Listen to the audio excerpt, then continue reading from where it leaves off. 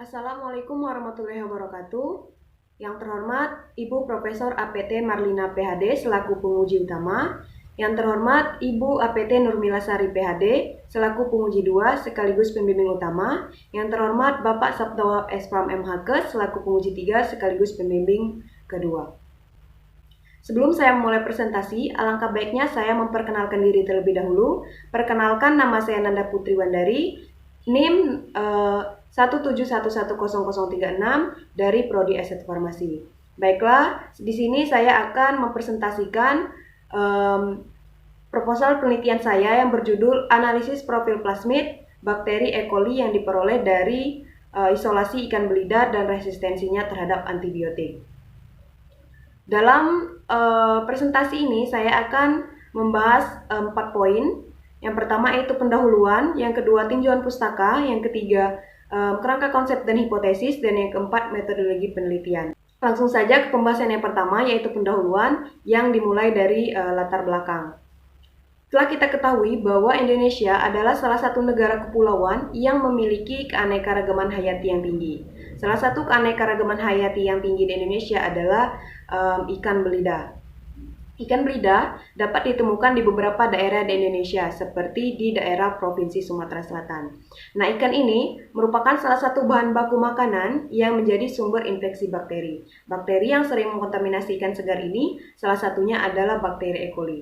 Bakteri E. coli ini adalah bakteri gram negatif yang ada di saluran pencernaan yang dapat menyebabkan infeksi. Nah, infeksi bakteri umumnya diobati menggunakan antibiotik. Nah, karena penggunaan antibiotik yang terlalu sering, kemudian dosis yang kurang tepat, sering dapat menimbulkan resistensi. Resistensi dapat diartikan sebagai kegagalan dalam pengobatan. Nah, sifat resisten ini menyebar dengan cepat dan luas, bisa terjadi pada spesies yang sama ataupun spesies yang berbeda dan genus yang berbeda melalui perantara plasmid. Plasmid ini adalah molekul DNA untai ganda kecil yang dapat bereplikasi atau memperbanyak diri secara independen dan stabil untuk diturunkan. Kepekaan E. coli terhadap antibiotik bisa dilihat melalui DNA plasmid. Untuk melihat profil plasmid E. coli digunakan metode elektroforesis gel agarosa. Nah, elektroforesis gel agarosa ini adalah metode pemisahan yang kuat dan sering digunakan untuk menganalisis fragmen DNA dan mudah digunakan untuk menentukan ukuran molekul DNA. Pada penelitian terdahulu oleh NISA 2016, ini mendapatkan hasil pada uji sensitivitas dari 10 strain E. coli menunjukkan hasil sensitif antibiotik kloromfenikol dan ciprofloxacin. Kemudian pada antibiotik gentamicin itu terdapat 4 strain dengan hasil resisten dan 10 strain menunjukkan resistensi pada antibiotik ampicillin. Plasmid dari 10 strain E. coli ini menunjukkan 4 memiliki plasmid 8000 BP dan 6 lainnya itu memiliki plasmid 5000 BP yang masing-masing memiliki satu jenis plasmid. Penelitian dari Kusumawardhani 2016 ini menunjukkan hasil bahwa adanya perbedaan sensitivitas terhadap berbagai macam antibiotik dan profil plasmid di tiap strain E. coli yang diisolasi. Meskipun sudah diketahui banyak resistensi bakteri terhadap antibiotik dan mengingat perbedaan tempat dan waktu penelitian yang dilakukan, kemungkinan pola resistensi terhadap antibiotik juga berubah. Maka dari itu, saya tertarik untuk mengetahui pola resistensi E. coli dari isolasi ikan belida dan profil plasmid E. coli-nya. Lanjut ke identifikasi masalah. Yaitu yang pertama bakteri E. coli resisten terhadap beberapa antibiotik, yang kedua itu profil plasmid dapat diidentifikasi menggunakan metode elektroforesis. Pembatasan masalah yang pertama itu sampel digunakan adalah koloni bakteri E. coli yang diisolasi dari ikan belida. Kemudian aktivitas yang diuji adalah resistensi E. coli terhadap 5 antibiotik dan analisis profil plasmidnya. Yang ketiga ini penelitian ini menggunakan metode elektroforesis.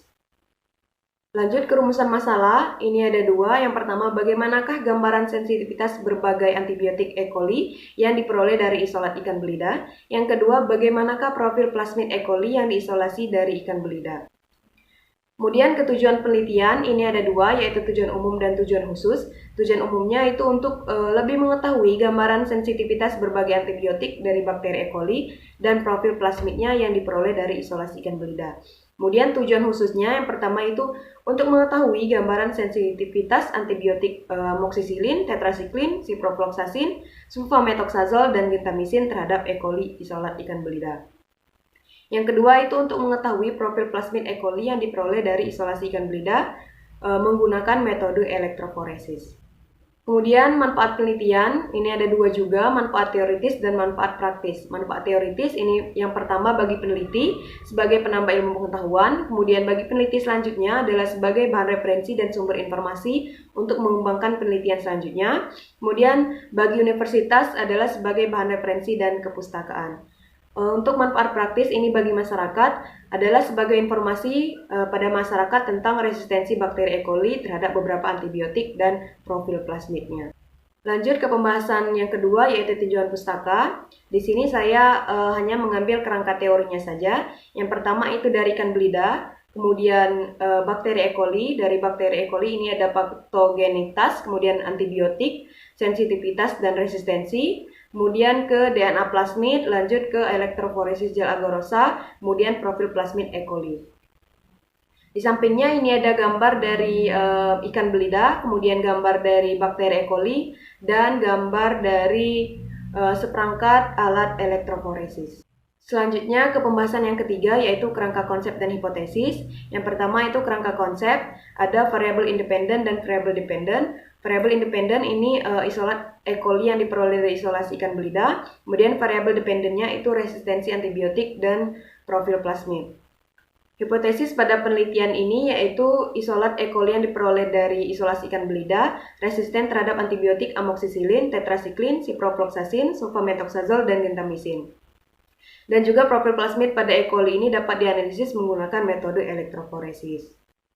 Pembahasan yang terakhir yaitu metodologi penelitian. Di sini saya menggunakan jenis penelitian kuantitatif deskriptif, kemudian waktu dan tempat penelitian ini pada bulan 8 sampai 9 2021 di lab Universitas Kadebangsa. Kemudian pengumpulan data ini menggunakan data primer dan sekunder. Selanjutnya populasi dan sampel, ini populasi ikan belida di Kota Palembang, kemudian sampelnya itu 6 ikan belida di 3 pasar di Palembang. Kemudian analisis data itu menggunakan analisis data unvariat dan bivariat. Yang selanjutnya ada definisi operasional, ini ada dua yaitu sensitivitas bakteri dan DNA plasmid. Kemudian ke prosedur kerja itu yang pertama mengumpulkan alat dan bahan, yang kedua itu sterilisasi alat, yang ketiga kultivasi bakteri, yang keempat uji resistensi antibiotik, yang kelima isolasi plasmid, dan yang keenam separasi plasmid dengan elektroforesis gel agar-agarose. Nah, ini merupakan kerangka penelitian yang saya akan lakukan. Yang pertama ada 6 strain E. coli isolat ikan belida dari Palembang, Sumatera Selatan. Kemudian uji sensitivitas antibiotik amoxicillin, tetracycline, ciprofloxacin, sulfamethoxazole, dan gentamisin. Setelah diuji sensitivitas, kita akan isolasi DNA plasmid E. coli. Selanjutnya elektroforesis metode gel agar-agarose 1,5%, dan yang terakhir itu gambaran profil plasmid E. coli. Hasil yang diharapkan pada penelitian ini yaitu hasil yang baik dan dalam pengerjaan penelitiannya lancar.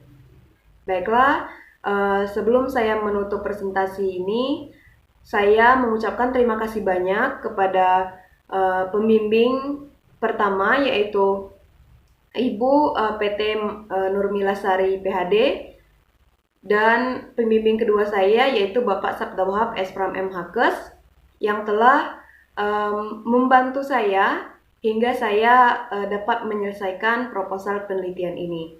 Tanpa bantuan dari Bapak dan Ibu mungkin saya tidak dapat menyelesaikan proposal ini dengan baik.